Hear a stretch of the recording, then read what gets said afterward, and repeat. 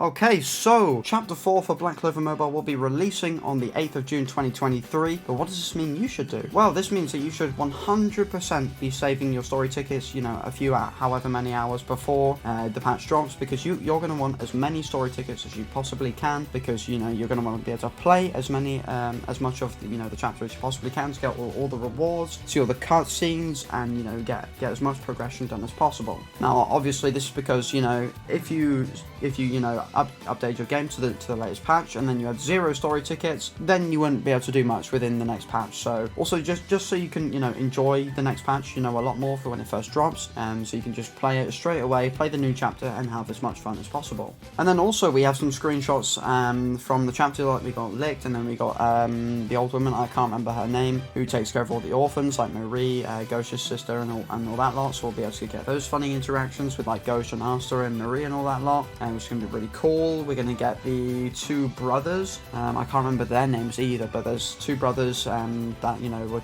like kidnapping all of the orphans or whatever. Sounds a bit weird, but that's what happens. Anyway, but yeah, Licked is looking really cool. Hopefully we'll be able to see him versus Yami. We'll be able to see all the Magic Knight captains versus all of the either Moon Knight Sun. We're going to see Licked almost self-destruct and stuff like that, or whatever.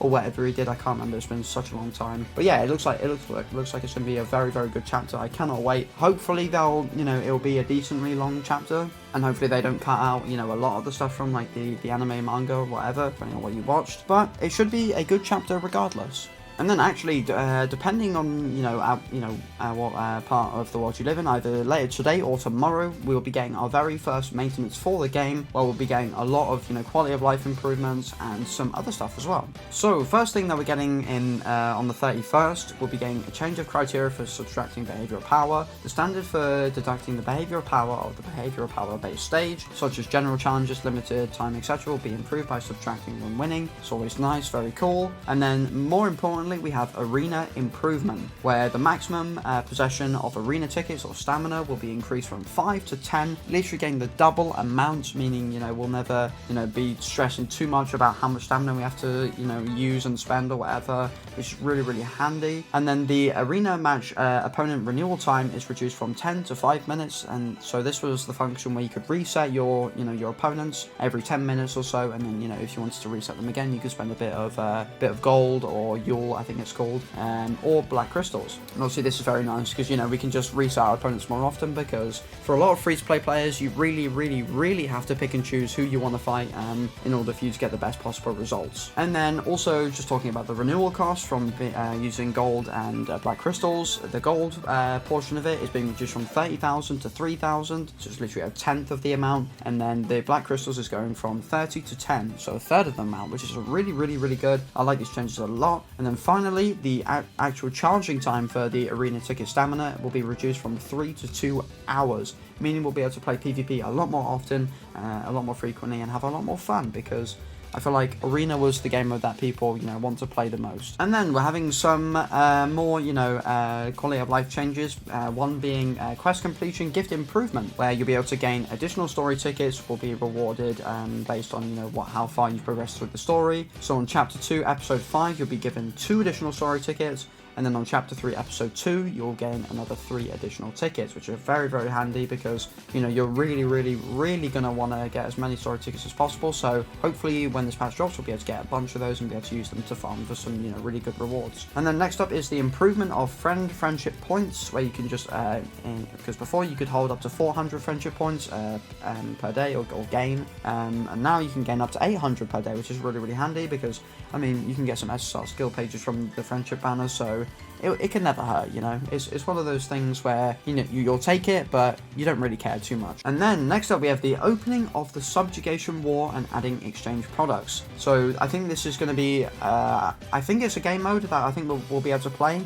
I think it'll be probably under the limited time challenge tab, or whatever it's called, the event tab thingy, where we'll be able to earn SSR all around peace, which I believe is just going to be a skill page that we'll be able to use, and because, you know, I feel like that's pretty decent, because SSR skill pages are, you know, a lot harder to get, you know, just through summoning, especially because characters are a lot more common than skill pages are when you summon. So any free-to-play versions of skill pages we will gladly take. So, and then also courtesy of Black Clover Mobile is where all this information has come from. Raids have also been confirmed to be coming, so this is going to be, you know, just like kind of like your death matches or whatever in 7 Deadly Sins Grand Cross. But there's a little bit of a, you know, difference because you have to bring 2 teams to all these stages, and then you'll be able to get the sort of coins from the boss, where you'll be able to spend them in the shop to then get some cool rewards. And it says the courtesy of Black Clover Mobile again, the in-game date on the screenshot was June 5th, but that could again not confirm anything too much because it could be dropping, you know, alongside Chapter 4, or it could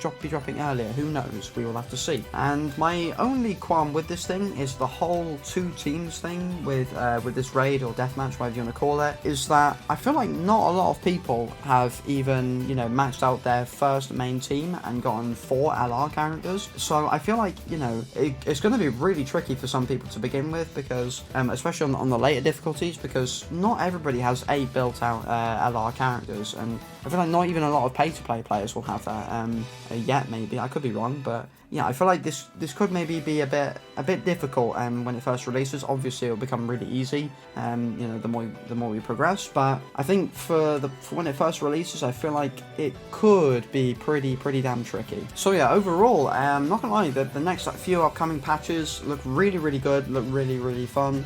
I really hope the next banner is going to be leaked. Apparently it might be, it could be, who knows, we'll have to wait and see. I'm not taking anything as confirmation just yet, but I've read some things where, you know, people are saying that's leaked is going to be the next banner. So all I'll say is, I really hope you haven't spent all your black crystals and all your tickets, because yeah, we've got some pretty good stuff dropping very soon, and I honestly cannot wait. It's going to be really good. I love all of the quality of life changes that we've had so far. Well, that we're going to get so far. It's going to be really good. I cannot wait. But yeah, I think, you know, obviously there are a few things I'm a bit concerned about, especially with the raid bosses coming out, on how we're going to need 2 teams, which is going to be crazy, because I mean, some people might have 3 LRs, 2 LRs, 4 LRs, 5 LRs.